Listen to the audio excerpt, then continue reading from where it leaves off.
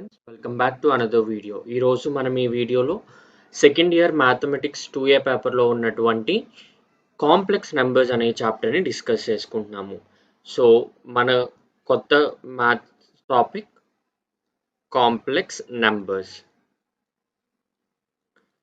So మనం ప్రీవియస్గా 10th standard వరకు కూడా మనం చాలా కైండ్ ఆఫ్ నెంబర్స్ గురించి నేర్చుకున్నాము. Like rational numbers, real numbers, integers, fractions, whole numbers అంటే ఏంటి, set of whole numbers, set of rational numbers.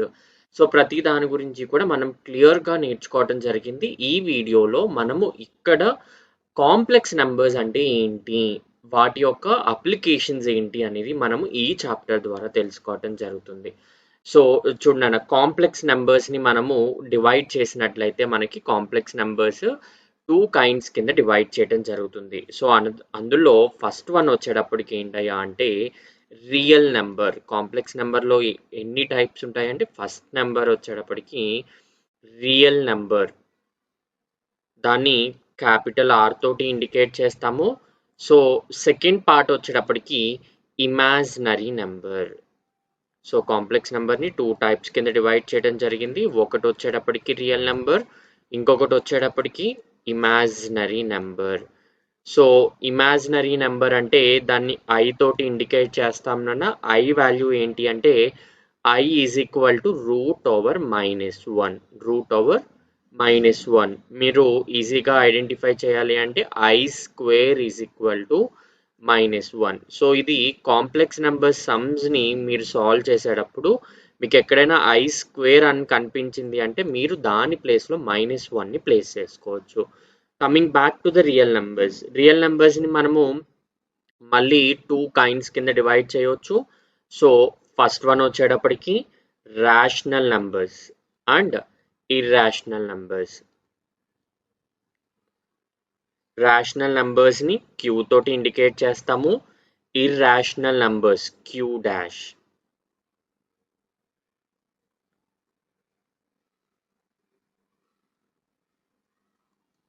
Q'. So rational నెంబర్స్కి కొన్ని ఎగ్జాంపుల్స్ రాద్దాము. సో రేషనల్ నెంబర్స్ అన్నీ కూడా P/Q ఫార్మేట్లో ఉంటే వాటిలన్నిటిని కూడా రేషనల్ నెంబర్స్ అని తీసుకోవడం జరుగుతుంది. సో ఇర్రేషనల్ నెంబర్స్, సో √2, √5, పై వాల్యూస్ ఇవన్నీ కూడా ఇర్రేషనల్ నెంబర్స్. సో రేషనల్ నెంబర్స్ని మళ్ళీ మనము ఎన్ని పార్ట్స్ కింద డివైడ్ చేస్తున్నాము అంటే 2 parts కింద డివైడ్ చేయడం జరుగుతుంది. ఫస్ట్ వన్ వచ్చేటప్పటికి ఇంటీజర్, నెక్స్ట్ వన్ వచ్చేటప్పటికి ఫ్రాక్షన్స్. Integers, fractions. సో మళ్ళీ ఇంటీజర్స్కి వచ్చేటప్పటికి మనం మళ్ళీ 2 kinds కింద డివైడ్ చేయడం జరుగుతుంది. అందులో whole numbers and negatives. Whole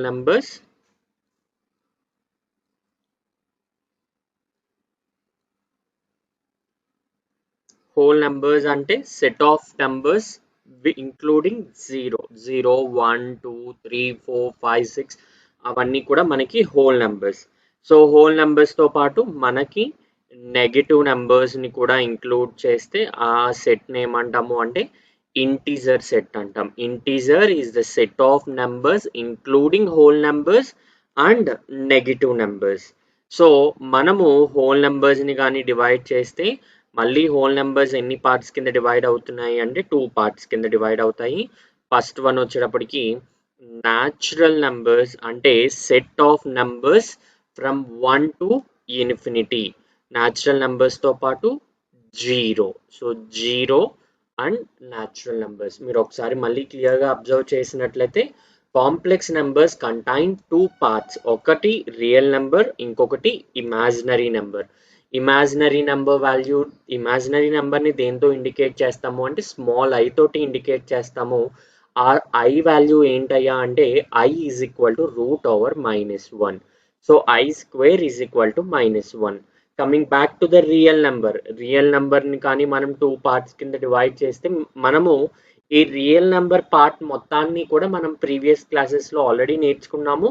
కానీ ఒకసారి రీకాల్ చేసుకుందాము. రియల్ నెంబర్ని 2 kinds కింద డివైడ్ చేస్తే one is rational number, another one is irrational number.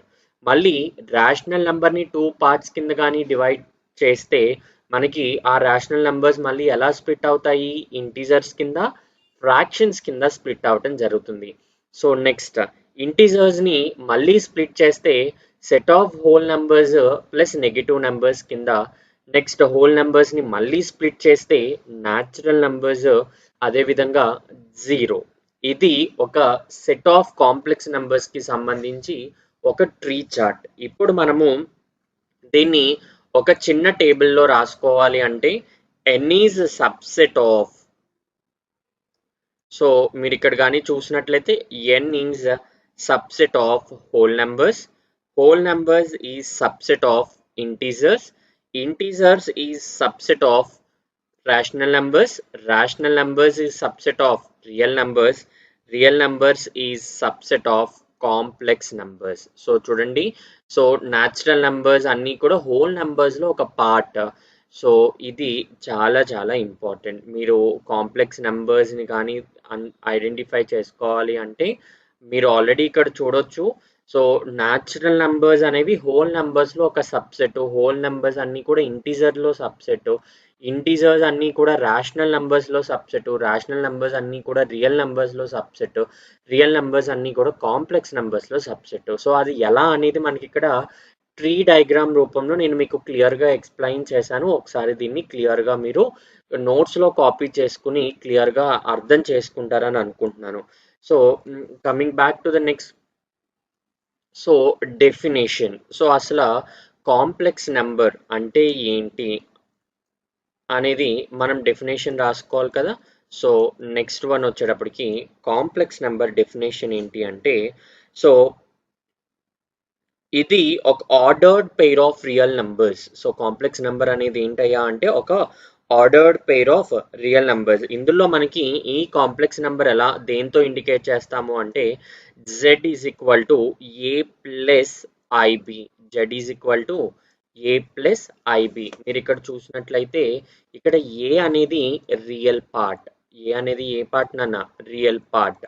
So మనం ఆల్రెడీ ప్రీవియస్గా డిస్కస్ చేసుకున్నట్టు complex number is dividing into two parts, one is real part, another one is imaginary part. So ఇక్కడ complex number అనేది real part, IB అనేది ఏమవుతుంది అంటే imaginary part. So some of real number plus imaginary number, some of real number plus imaginary number gives an complex number. అది మనకి complex number ఇవ్వటం జరుగుతుంది. ఇప్పుడు మనము ఈ కాంప్లెక్స్ నెంబర్ని కానీ మనము డివైడ్ చేయాలి అంటే, so z is equal to A plus IB, z is equal to A plus IB. ఇందులో మళ్ళీ మనకి త్రీ కైండ్ ఆఫ్ నెంబర్స్ ఉంటాయి.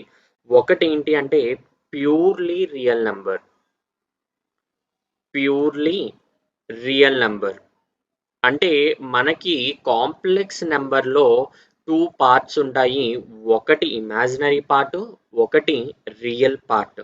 సో ప్యూర్లీ రియల్ నెంబర్ అంటే ఏంటయ్యా అంటే ఇప్పుడు మనం తీసుకుంటున్నటువంటి కాంప్లెక్స్ నెంబర్లో ఇమాజినరీ పార్ట్ మొత్తం కూడా జీరో అయిపోతే, మీరు ఇక్కడ అబ్జర్వ్ చేసినట్లయితే ఇమాజినరీ పార్ట్ ఐబి వాల్యూ అనేది జీరో అయిపోతే మనకి z is equal to small a మాత్రమే ఉంటుంది.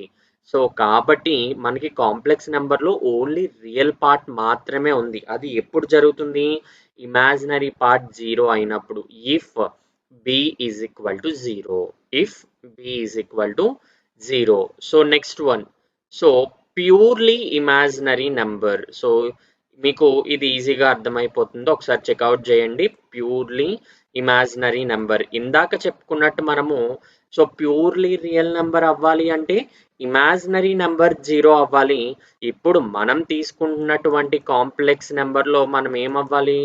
ఆ నెంబర్ అనేది ప్యూర్లీ ఇమాజినరీ నెంబర్ అవ్వాలి. సో ప్యూర్లీ ఇమాజినరీ నెంబర్ అవ్వాలి అంటే మనకి real part equal to zero. So అప్పుడు real part is equal to zero అయితే z is equal to ib. If a is equal to zero, z is equal to ib. So అప్పుడు మనకి ఎప్పుడైతే real part equal to zero అయిందో మనకి కాంప్లెక్స్ నెంబర్లో remaining part remaining ఉంటుంది కాబట్టి it is an imaginary number. So ఇది మనకి టోటల్గా 3 కైండ్స్ కింద డివైడ్ అవ్వటం 2 కైండ్స్ కింద డివైడ్ చేశాను. ఇంకొక కైండ్ ఏంటి అంటే imaginary number. So imaginary number అనేది మనం చెప్పాలి అంటే ఖచ్చితంగా బి అనేది నాట్ ఈక్వల్ టు 0 అవ్వాలి. ఒకవేళ బి కానీ 0 అయితే it will comes under an real number. So మీరు ఫస్ట్ కేసులో అదే చెప్పడం జరిగింది. ప్యూర్లీ రియల్ నెంబర్ అవ్వాలి అంటే మనకి బి వాల్యూ 0 అవ్వాలి. సో ప్యూర్లీ ఇమాజినరీ నెంబర్ అవ్వాలి అంటే మనకి రియల్ పార్ట్ అనేది 0 అవ్వాలి.